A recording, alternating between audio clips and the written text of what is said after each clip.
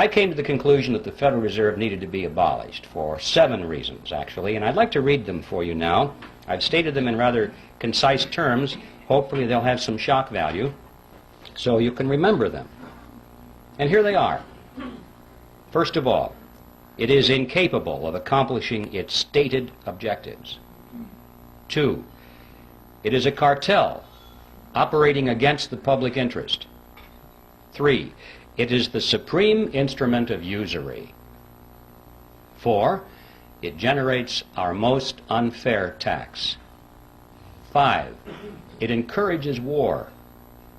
6, it destabilizes the economy. And 7, it is an instrument of totalitarianism. But I think you would agree, regardless of your preliminary conclusion about those statements, that if any of them could be proven to be true, there would be good enough reason to abolish the Federal Reserve System. So let's take a look and see whether they can be supported. First of all, Jekyll Island is a real island. It's off the coast of Georgia. And it was on that island back in 1910 that the Federal Reserve System was conceived at a highly secret meeting that took place there. And what I'd like to do is talk about this meeting and show you that, in fact, the Federal Reserve was created there, and that there was a lot of secrecy surrounding it, and then we'll be confronted with the question, why the secrecy? When things are done in secret, there are often things to hide. And we'll explore what it was that they wanted to hide. And when we finally understand what that was, we'll be face to face with one of the most important facts about the Federal Reserve System that is not generally known. In 1910, Jekyll Island was privately owned by a small group of millionaires. In those days they were millionaires. In today's dollars they would be billionaires from New York. This is where their families went to spend the winter months. It was a resort island, a resort club. It was called the Jekyll Island Club. And there was a very elaborate clubhouse there, which was the center of their social activities. It's still there, by the way, if anybody wants to visit it. The island has been purchased by the state of Georgia, and this clubhouse has been renovated. It's a beautiful thing. And around this clubhouse, they had cottages, which were built by many of the families that belonged to the club. Cottages are not exactly the word I would have chosen to describe these structures.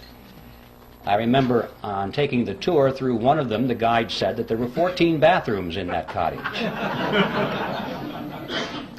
So you have an idea of the kind of elegance that was there. In any event, the number of bathrooms has nothing to do with this story. I just get hung up on that because it's hard for me to imagine a cottage with that much running plumbing. But the important point was that this is where the Federal Reserve System was conceived, is in that clubhouse. So let's tell that story.